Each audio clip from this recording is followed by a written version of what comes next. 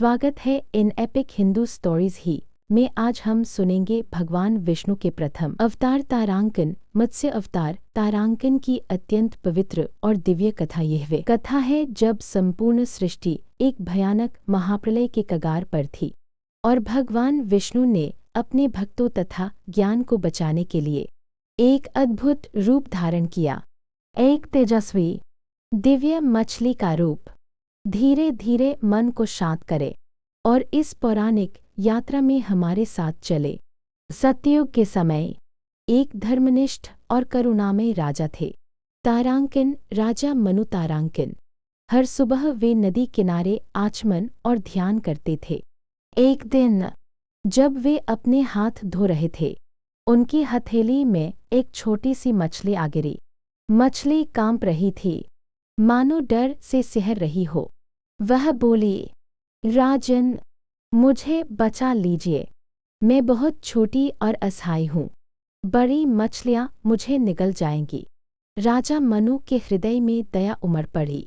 उन्होंने कहा, डरो मत, मैं तुम्हारी रक्षा करूँगा, और मछली को अपने जलपात्र में रख लिया।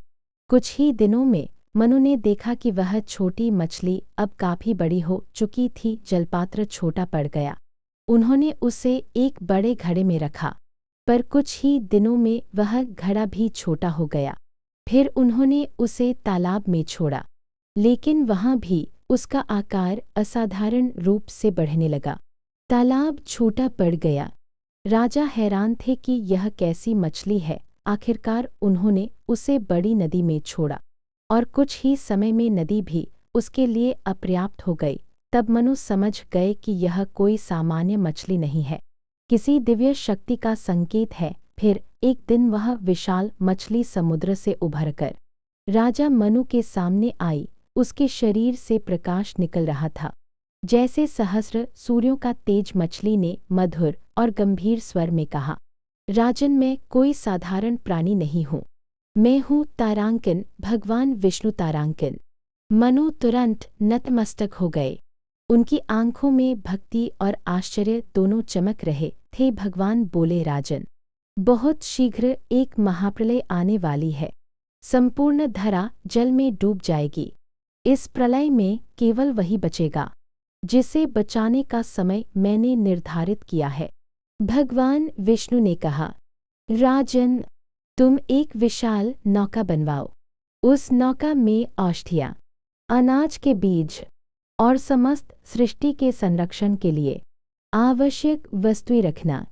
साथ ही साथ महान ऋषियों, तारांकन सप्तर्षियों, तारांकन को भी नौका में बैठाना। वे नए युग का ज्ञान आगे ले जाएंगे। मनु ने गंभीरता से यह आदेश स्वीकार किया और तुरंत तैयारी शुरू कर दी। पूरे राज्य में नौका निर्माण का कार्य प्रारंभ हुआ।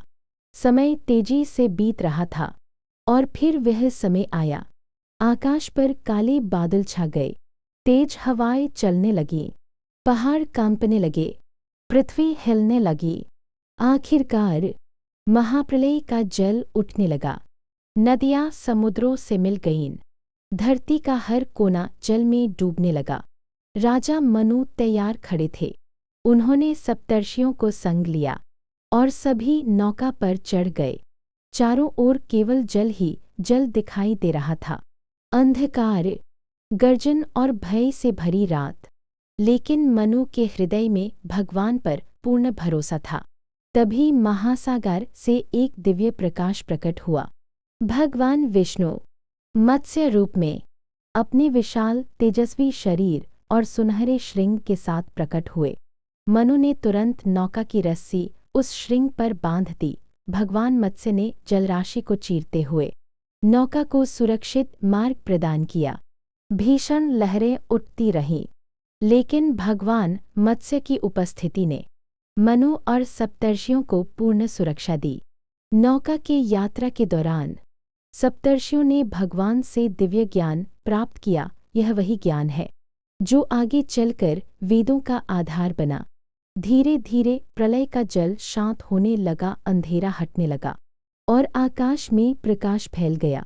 भगवान मत्स्य ने मनु को नई भूमि दिखाई, एक नई शुरुआत, एक नया संसार। राजा मनु ने पृथ्वी को पुनः बसाया। वनों का निर्माण हुआ, नदियाँ बहने लगीं और सृष्टि में फिर से जीवन का उदय हुआ। इस प्रकार भगवान विष्णु के तारांकन मत्स्य अवतार तारांकन ने सृष्टि को विनाश से बचाया और नए युग की नींव रखी। धन्यवाद। कल मिलते हैं दूसरे अवतार तारांकन कूर्म अवतार तारांकन की कथा में। कहानी पसंद आई हो तो इन लाइक ही करें, इन कमेंट ही करें और हमारे चैनल इन एपिक हिंदू स्टोरीज ही को इन सब्सक्राइब ही करें। हर दिन एक नई पौराणिक कथा यहीं इसी चैनल पर